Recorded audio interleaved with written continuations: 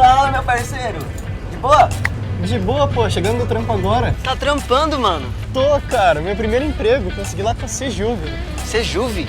É, lá no edifício Marrakech tem um monte de oportunidade pra gente. Tem cursos, estágio, feira de emprego, tem até EAD.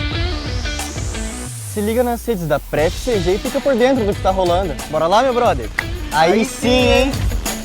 Prefeitura de Campo Grande. A Central Única dos Trabalhadores CUT é uma organização sindical nacional que nasceu da luta dos trabalhadores por seus direitos. Sua principal missão é defender os interesses imediatos e históricos da classe trabalhadora. A CUT é responsável pela elaboração de leis que garantem direitos do trabalhador e a valorização do salário mínimo. Trabalhador. Filie-se à CUT. Entre em contato pelo telefone 67 3325 9406 3325 8378. Bom dia, com alegria. Nova 106 FM. Sextou na Nova 106 FM. A sua melhor programação. Você, trabalhador do setor de transportes rodoviários em Campo Grande, MS. Associe-se agora. O Sindicato dos Trabalhadores de Transportes Rodoviários de Campo Grande, junto ao seu presidente, William Alves da Silva, está pronto para atender e auxiliar os seus associados em diversas áreas, proporcionando tranquilidade e benefícios exclusivos. Entre em contato pelo telefone 3029-0354.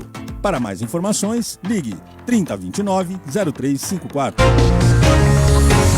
De segunda a sexta-feira, às 7 da manhã, tem 106 News. 106 News. Notícias com respeito e credibilidade. Informações na dose certa. É só aqui, na sua Nova 106 FM. Esta é a sua ZYT 607. Canal 292. Rádio Nova Atalaia 106.3.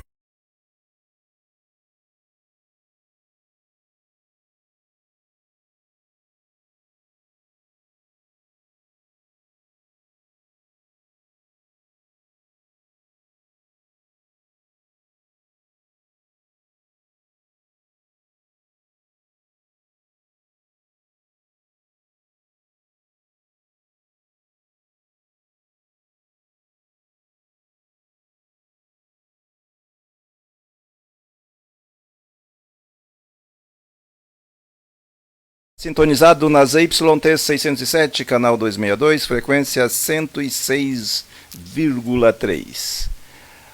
Ela tem 36 anos, é médica veterinária há 13 anos e trabalha com neurologia e medicina integrativa em pequenos animais. Bom dia, Pamela. Bom dia a todos. Bom dia, Mari. Bom dia, Mariano. Bom dia.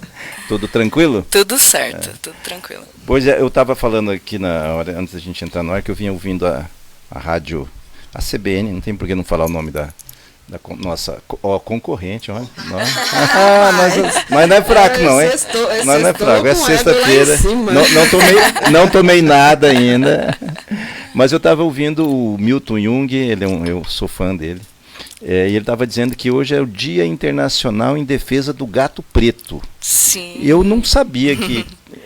claro que a gente sempre ouve as histórias de violência contra animais, de rituais, de sacrifícios, mas a gente ouve essas histórias como se fossem histórias das vós, das tias, mas e aí eu estava vendo quantas pessoas protegem seus pets em razão desse dia, sei lá, desse hábito, não sei como é que pode chamar isso. Sim, eu acho que por conta da proximidade do Halloween, né, e a gente teve também sexta-feira 13, essa questão do misticismo mesmo do gato preto, e infelizmente realmente as pessoas têm que proteger mais mesmo seus gatos nessas épocas.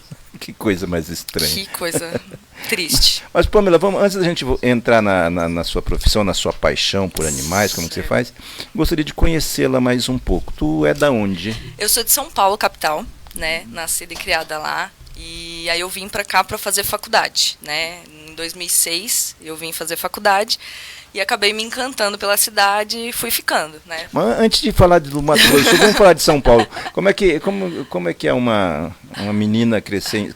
Em que bairro de São Paulo? Que zona? Na verdade, na parte do Butantã, ali, é próximo a Cotia, que é onde meus pais residem hoje, né?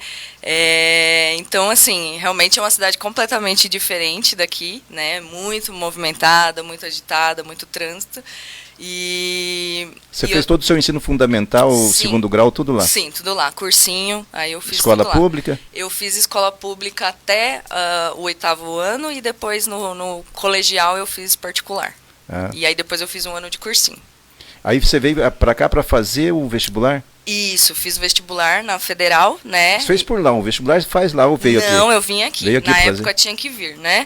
Então, aí eu vim, eu tenho parentes aqui também, né? Então é uma cidade que eu já tinha alguma familiaridade, mas vim algumas vezes. E aí vim prestar meio que na empolgação, não tinha certeza, né, se eu ia vir mesmo, mas aí quando passei não tive escolha, assim, não tive dúvidas, isso. E aí gostei muito, logo de cara, assim. Gostei muito. Mas a diferença de São Paulo aqui, eu tive, assim, meu paulistês foi 4 meses. Acho que eu passei, 3 meses que eu passei em São Paulo trabalhando. E tive uma proposta na época. Na época eu ganhava aqui como servidor público, ganhava 1,5 salário. E eu tive uma oferta para ficar lá trabalhando no Sindicato dos Bancários de São Paulo, de 10 salários. Nossa. Eu optei por voltar para Mato Grosso do Sul. Mas o que me assustou é que eu trabalhei com um companheiro que a gente trabalhava na região de Pinheiros, e ele morava em Campo Limpo. Sim. Aí eu fui um dia para almoçar na casa dele. Pegamos um ônibus daqueles expresso, gastou 1h40 até Campo Limpo, isso porque era domingo, não teve congestionamento. Não teve congestionamento, mas um trânsito enorme. Exatamente. E aí depois para voltar mais 2 horas de ônibus para voltar novamente para Pinheiros. Eu desisti, porque da minha casa no centro da cidade de ônibus era 5 minutos. Né? Era uma outra. Então eu de fato, a vida de São Paulo, assim, para trocar, para vir para cá deve ser uma a palavra que me vem é descontaminação, mas não é isso mesmo, mas é uma desaceleração total, né? Isso, com certeza, é isso que eu senti. Aqui é tudo muito perto, né? A gente tem um acesso aos amigos, à casa dos amigos, lá é uma realidade diferente, né? A gente acaba conhecendo as pessoas nos lugares, mas não chega a ter essa proximidade com a família da pessoa, né? Aqui acaba sendo um interior grande, né? Que a gente tem tudo que a gente precisa, mas realmente essa é desaceleração, acho que seria essa palavra. E é um choque. É um choque. Isso. E outra coisa também falar um pouco de São Paulo, uma coisa que eu sentia muita falta do tempero do Mato Grosso do Sul. Lá que a gente comia muito em restaurante, porque trabalhava o dia inteiro, a comida com muito pouco sal nos restaurantes, e o tempero de fato, muito diferente. Eu passei 3 meses lá, quando eu cheguei aqui, nossa, como eu fui direto para uma churrascaria para sentir o sabor da carne novamente, o gosto do tempero do feijão, é tudo diferente. É tudo diferente mesmo. Parece um outro país, né? Exatamente. Eu costumo, assim, a gente tem um pouco mais de contato com a natureza aqui, então isso também causa essa coisa de desacelerar, né? Então, realmente, eu gosto bastante daqui. Mas vamos lá. Você já era apaixonada por animais, ou a medicina veterinária veio naquele negócio assim do jovem que não tem tem no seu horizonte aquilo que vai fazer, mas não sabe muito o que é? Na verdade, eu desde que eu me entendo por gente, eu sempre falei de veterinária, né? Que eu sempre quis ser veterinária, aquele sonho de criança, né? Muitas crianças falam, mas eu levei a sério. E aí, desde pequenininha, eu sempre falei disso. Aí quando chegou perto de prestar o vestibular, eu só tive mais certeza, né? E aí assim que eu entrei na faculdade também, eu descobri que pronto, era isso mesmo, a vocação já estava escrito ali. Na faculdade, você vai estudando as doenças, o sofrimento. Como é que é acompanhar esse negócio, o sofrimento dos animais? Porque a gente convive, eu particularmente não tenho animais em casa, gosto, mas eu acho que não tenho muita paciência para cuidar mesmo. Mas assim, é muito legal você ver o animal com saúde, bonito, né? Brincando com o seu dono. Fui na casa da Mariana esses dias, com o pet dela lá todo. Mas acompanhar o sofrimento, essa parte aqui eu não gosto. Como que é para você isso? Isso realmente é uma parte difícil da nossa profissão, né?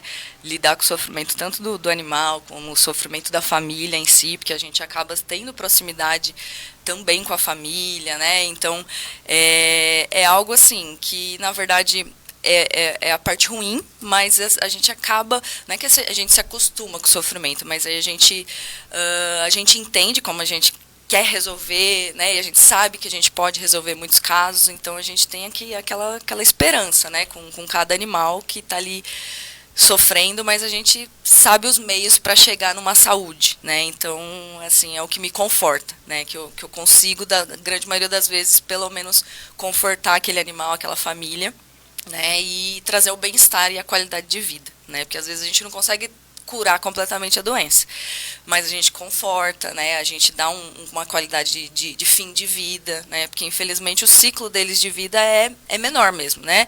Então a gente lida, né, com animais, bastante animais no final da vida, né? E eu sei que realmente já está chegando o momento, mas a gente faz de tudo, né? E várias técnicas, terapias e né, para poder realmente manter aquele animal bem, né, de saúde. O que é a medicina integrativa? Boa. Bom, a medicina integrativa, na verdade, é uma forma mais holística de entender o animal, né, de olhar para aquele animal e não perceber somente aquela doença, né. Toda doença vem com um conjunto de fatores, um desequilíbrio mesmo geral. Então a gente consegue olhar o animal como um todo, né? E a gente usa técnicas, né, terapias complementares ao tratamento convencional, né, e que tem menos efeitos colaterais do que os remédios propriamente ditos, para associar o tratamento e para ter um resultado melhor, seja em qualquer doença, na verdade, né? Então a gente ajuda o organismo a responder melhor às doenças, né? Então, com várias técnicas. A sua especialidade é neurologia? Isso, neurologia. Que doença neurológica um cachorro pode ter? Um cachorro, ele tem alterações neurológicas que envolvem tanto o cérebro quanto a medula, os nervos, né? Então, às vezes, paralisias, paresias, dor de coluna, eles também têm. Eles têm problema de convulsão, né? Epilepsia, que a gente fala. Tem doenças infecciosas que causam, principalmente sinomose, que é uma doença bem comum, né? E que é protegida pela vacina. Então, realmente, são doenças que eu lido o tempo todo. E geralmente também eu atendo bastante animais geriatras, né, que tem ao longo da vida vai apresentando doenças crônicas, né, dor crônica. Então, doenças que alteram o movimento do animal, dificuldade de andar, também tem a ver com o sistema neurológico, né? Então, assim, basicamente tudo isso eu trato e consigo identificar, né? Não, desculpa, eu ri, mas quando você falou de dor na coluna, eu tive problema de coluna toda. Acho que todo trabalhador né, tem problema de hérnia de disco. Eu tive uma crise, fiquei uns 15 dias sem andar, perna encurtada, dor. Ainda bem que eu peguei um médico que não era muito fã de cirurgia, e ele fez um tratamento clínico e eu escapei. Certo. Mas aí eu fico imaginando como é que um cão que tem dor na coluna, como é que ele se comunica com o seu tutor. Isso, exatamente. Isso é muito interessante falar, porque justamente, às vezes o animal não vai demonstrar assim com gritar ou, né, ter um efeito muito importante. Às vezes é um animal que fica mais quieto, né? É um animal que diminui um pouco a alimentação, né? Às vezes evita de subir obstáculos que ele costumava subir, né? Então, e geralmente associado a cães mais idosos, né? A pessoa sempre acha que, ele tá velhinho, né? Ele é por isso que ele está mais quietinho, é porque ele está velhinho, né? Não é porque ele está com algum problema. Então, realmente, a gente tem que observar mais os nossos cães nesse sentido, né? Porque, às vezes, evitou de descer um degrauzinho, pode ser uma dor, né? Eles têm alguns que ficam mais agressivos? Sim, pode ter a ver com agressividade também, do contrário, né? Ou muito quieto, ou muito agressivo. Sim, na verdade, você tem que conhecer o seu animal. Exatamente, tem que qualquer conhecer. Variação de humor, né, exatamente. Pode ser uma doença. Às vezes vai perdendo peso, vai atrofiando os membros, né, porque perde um pouco a mobilidade, então a gente já observa uma atrofia. Então, às vezes, o cachorro é peludo, não dá para sentir. Mas aí você tem que, né, sentir, né, só acariciando também, de repente, ele sente alguma zona, né, de desconforto. E realmente, aí tem que ser uma coisa meio o tutor acompanhar o seu animal e conhecê-lo bem, né, realmente, para identificar. Mas quem tem animal que convive, ele tem uma relação bem próxima.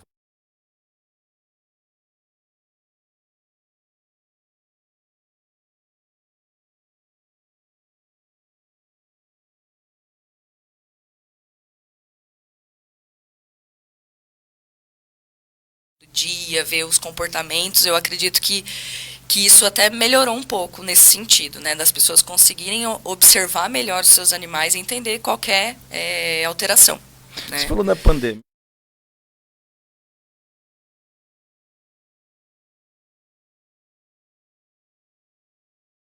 Tinha gente que não sabia o que fazia com os pets. E foi um movimento grande isso? Isso, na verdade, sim, a gente não tem tantos dados, mas com certeza teve muita gente que adotou mais, né? Tanto que durante a pandemia o nosso movimento, nosso trabalho não cessou, né? Porque continuava o trabalho normalmente.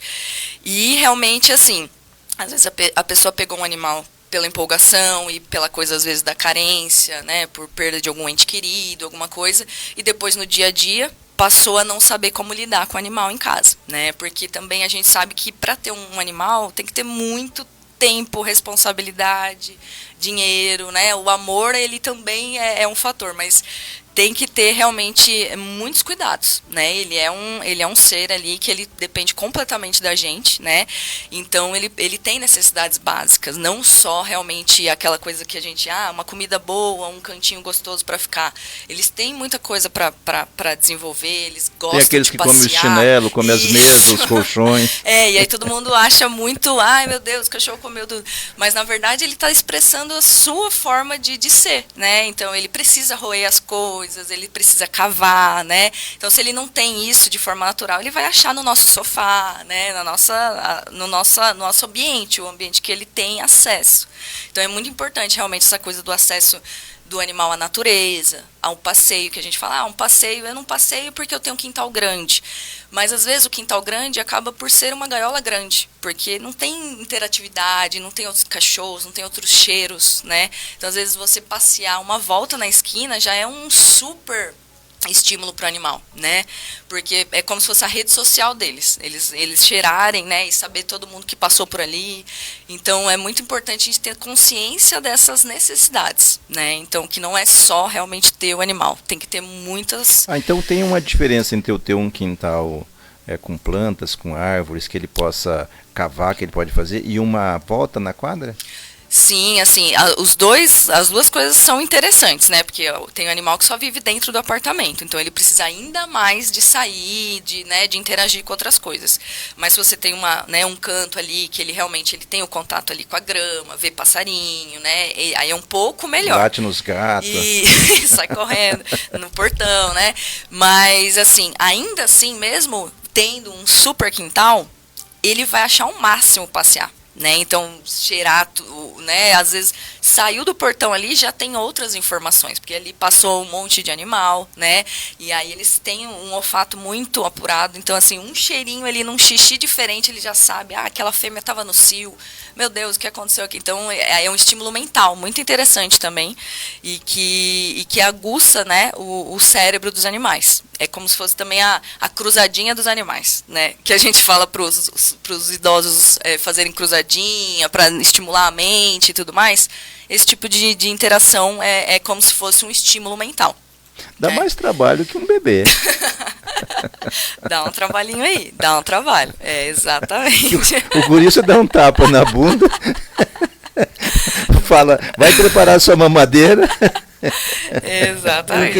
Eu não queria falar não, mas quando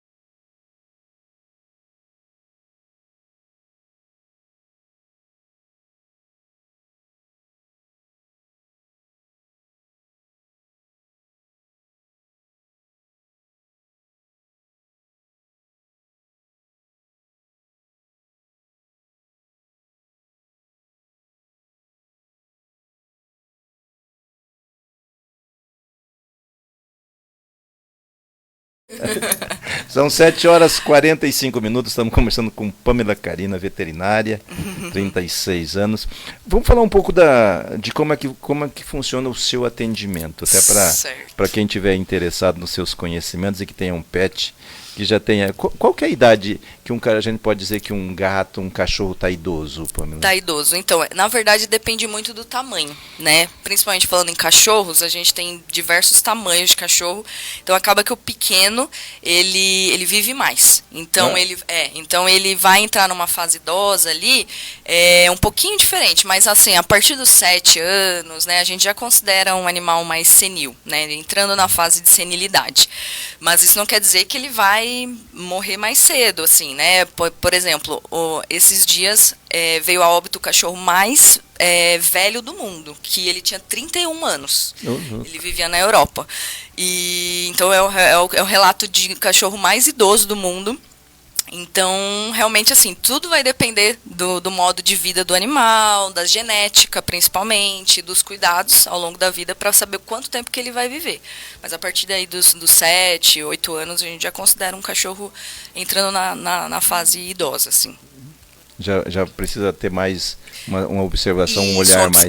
um olhar mais crítico, né? Principalmente com aquelas questões, né, de dor e tudo mais, né? Fazer exames, levar com frequência no veterinário, então, porque realmente a gente consegue acompanhar e às vezes descobrir as doenças cedo, né? E conseguir tratá-las de uma forma mais eficaz, né? E aí o meu trabalho, eu atendo mais essa parte neurológica, né? Então, animais que têm esses problemas de dor e tudo mais, aí me procuram, o tutor mesmo me procura, ou então os veterinários mesmo, né? Que são clínicos gerais, e aí eles procuram um atendimento especializado, né? Então, e aí eu também, junto com esse atendimento neurológico, para identificar a doença, né? Fazer o diagnóstico, eu também já incluo no tratamento as técnicas integrativas que eu costumo trabalhar, né? Que daí são acupuntura, ozonioterapia, né? Medicina canabinoide. Então eu incluo esses tratamentos no protocolo normal, convencional, né? Não é que eu não uso medicamento, pelo contrário, eu, né, trato normalmente as doenças, mas a gente sabe que com a integração dessas técnicas, né, tudo se resolve mais fácil, mais rápido, porque o organismo se prepara para responder melhor às coisas, né? Você faz só a parte clínica? Isso. Parte clínica. Aí tem os parceiros que fazem cirurgia. E esses parceiros é que indicam o seu trabalho. Isso, exatamente. Esses parceiros, né? Tanto dentro das clínicas, e aí se o animal estiver internado numa clínica, eu vou até lá, né? Porque daí, de repente, começou a convulsionar, de repente, o animal, e está internado em alguma clínica e precisa desse atendimento especializado da parte neurológica. Aí eu vou até lá, né? E aí consulto esse animal, a gente encaminha, às vezes precisa fazer exames mais precisos, tomografia computadorizada, hoje existe em animal, né? Ressonância magnética, então a gente encaminha para os parceiros que realizam os outros exames e outros procedimentos, né? Eu sempre tenho os meus colegas parceiros. É muito comum acho que é eutanásia de animal? Eutanásia. Então, na verdade, assim, comum, não. Na verdade, a eutanásia, ela acaba sendo, em determinados momentos, em determinadas situações, um tipo de tratamento mesmo, para a gente eliminar o animal do sofrimento. Aquela eutanásia de que, tipo, dos animais, as pessoas tinham assim, não consigo cuidar, né, não tenho condições, vamos fazer eutanásia, isso, sim, né, isso realmente não, já não existe mais. No caso de uma doença mesmo. De uma doença. Então, como a gente tem hoje em dia tratamentos justamente paliativos, que a gente consegue manter o animal saudável, com uma qualidade de vida por mais tempo, está cada vez diminuindo mais essa questão, né? Mas eventualmente a gente tem doenças terminais que o animal realmente passa a ficar hospitalizado em UTI, em respirador mecânico, e que aí realmente a eutanásia é uma opção. Mas há uma discussão com o tutor. Sim, claro, não é uma escolha do veterinário. Inclusive, o tutor, ele que tem que dar o o final, O ok. assim, o ok final, isso. É o tutor que, junto com o veterinário, né, compreendem que aquele caso realmente não tem mais o que fazer, e hoje em dia a gente tem muita coisa para se fazer ainda antes de pensar nisso, né? Mas realmente tem que estar disposto todo mundo, tem que ter um recurso aí para fazer, né? Então, eventualmente tem casos que ela é uma indicação, né? Infelizmente. Vamos falar um pouco da sua casa. Você tem muito pet? Eu tenho 2 cachorros e 2 gatos. 2 cachorros e 2 gatos convivem pacificamente? Convivem, um deles é Pitbull, inclusive, né, vamos falar, e Mari conhece, a Estela, e assim, eles convivem muito bem entre eles, né, é claro que eles têm a sua, né, hierarquia ali de quem gosta mais de um do que do outro e tudo mais, mas eles foram acostumados, né, também tem isso, né, e aí também a questão do gato e cachorro é uma coisa também de costume, né? Não é porque eles são, o instinto é de pegar um outro, não. Mas realmente acostumou desde de pequeno ali, aí eles crescem, né? Eles vivem em harmonia. Eu tive poucas experiências na minha casa. Minha mãe sempre teve cachorro, mas assim, minha mãe é daquela que cachorro não entrava dentro de casa, tal, era, né? Se alguém olhasse feio pro cachorro dela, ela brigava. Ela podia brigar, mas enfim. Mas a vovó também tinha o louro. Tinha. A vovó tinha o louro. E o louro da minha mãe acho que viveu mais de 40 anos. Acho que uns 40, 50 anos. Mas, assim, eu não tenho essa experiência. Mas como é que é? Os 4 animais ficam dentro de casa, fechado? Na verdade, não. Eu tenho um quintal grande também, né? Mas eles têm acesso dentro de casa também. Né, eles dormem, inclusive, dentro do meu quarto, né? Não na cama, né? Mas eles têm um cantinho deles. Mas também quem dorme com o animal na cama, enfim, né? Cada um tem um jeito de criar. Essa questão da humanização, né? Eu acho que tudo tem limite, tem que ter limite, né?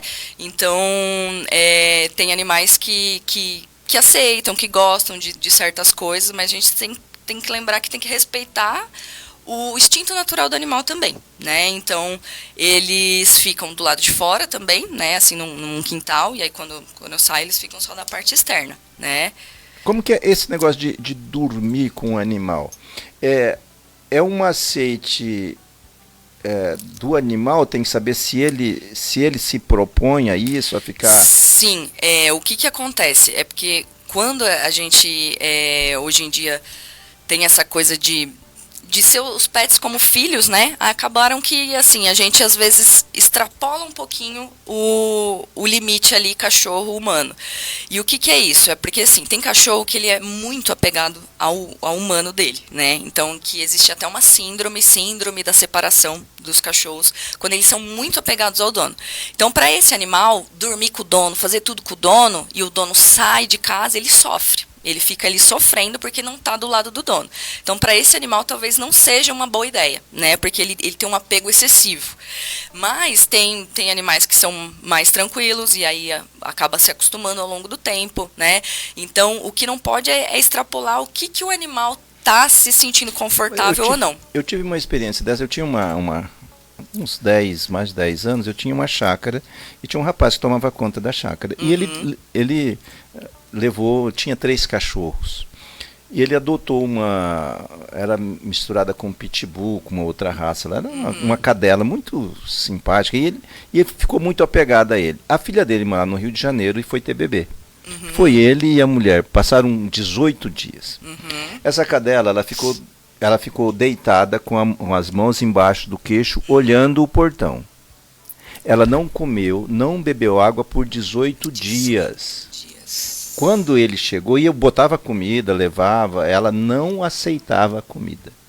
Tentei colocar na boca, ela se recusou, tentou, né, rosnou e tal.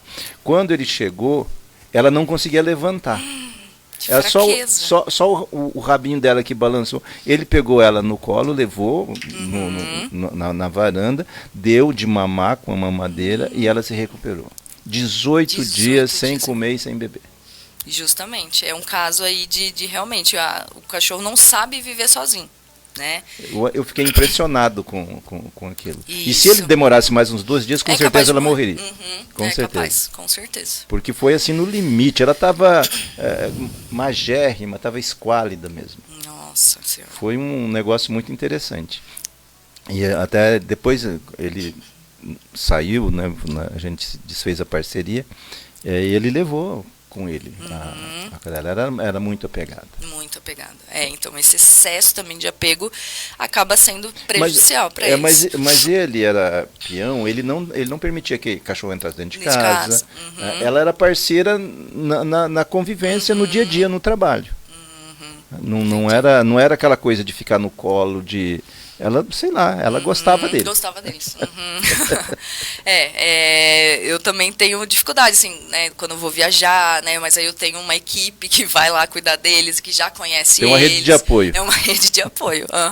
E é tudo pensado, né? Acaba que a nossa vida vira também em pensamento com eles junto. Quando vai alugar uma casa, tem que pensar se realmente cabe e eles vão ter um ambiente confortável, né? Então, tudo isso importa, né? Quando você tem um animal, tem que pensar em tudo.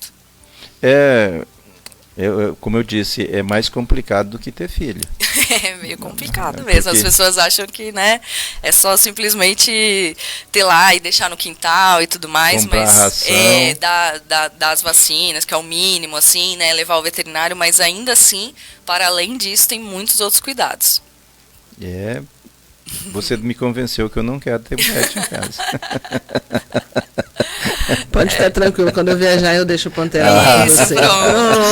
Pronto, aí você mata a sua vontade. Porque é muito gostoso. Eu sou suspeita porque realmente eu respiro literalmente cachorro toda hora. Mas uma profissional que gosta da profissão, eu imaginei que a tua casa fosse um reinado dos animais. Sim. E a primeira palavra é deles e a última também. Eu queria só dizer aqui que inclusive o Caju está concorrendo ao vira-lata mais bonito de Campo Grande. Então depois todo mundo vai acessar as redes da PAN. Isso! E vai votar lá no Caju, tá bom? Porque ele merece. Assim, eu só tô falando do Caju porque eu não coloquei o Pantera para concorrer. Então a gente vota no Caju, tá bom? Então, muito obrigada, Mário, por essa memória aí, realmente. Um é pitbull e outro vira-lata. Isso, um é vira-latinha. E aí o vira-latinha é um pouco mais jovem e a pitbull tem 8 anos. Ela tem 8 anos, ela já tem que ser respeitada pela idade. Isso, mas ela é uma brincalhona e tudo mais, com certeza. Mas se você olha os dois, parece que eles são irmãos do mesmo pai da mesma mãe, porque eles têm até a mesma marca na cabeça, assim, a cabeça no focinho que eu vi esses dias, é igualzinho, a mesma marca, a mesma cor os dois. Eles são da mesma paleta que a gente brinca. E os gatos? E os gatos, aí eu tenho uma pretinha, na verdade, a Bastê, e o Senbei, que é um amarelinho, grandinho, assim. Também já estão idosos? O Senbei tem uns 3 e a Bastê uns 7, 8 anos também. No geral, os gatos acabam vivendo até um pouquinho mais que os cães, mas, né, também depende aí ao longo da vida. Depende do tratamento, da qualidade de vida. E da genética e tudo mais, né? E depende também. São 7h58, conversamos aqui com Pamela Carina, médica veterinária, uma simpatia. Pamela, vou deixar você à vontade para você dizer o que faltou, que eu não perguntei, né? Sua rede social, aonde que te encontra. Fica à vontade para falar com os nossos ouvintes. Muito obrigada aí pelo convite, Mário, Mariano, né? Bom, para quem quiser conhecer um pouquinho mais do meu trabalho, entre nas redes sociais no Insta, @panvet_, né? Lá eu dou dicas também de bem-estar animal, de qualidade de vida e tudo mais, e também me procurem lá para os atendimentos, né? Tanto animais com problemas crônicos, idosos, animais mais obesos, que têm algum tipo de alteração nesse sentido e que procuram também uma qualidade de vida aí, né? Para a gente fazer um tratamento através da acupuntura, ozonioterapia, enfim, pode me procurar lá, tá bom? Muito obrigada. Obrigado. São 7h59. Hoje, sexta-feira, a gente volta segunda-feira com... Doutor André Puccinelli. Segunda-feira a gente começa com política. Obrigado, Pamela. Obrigada.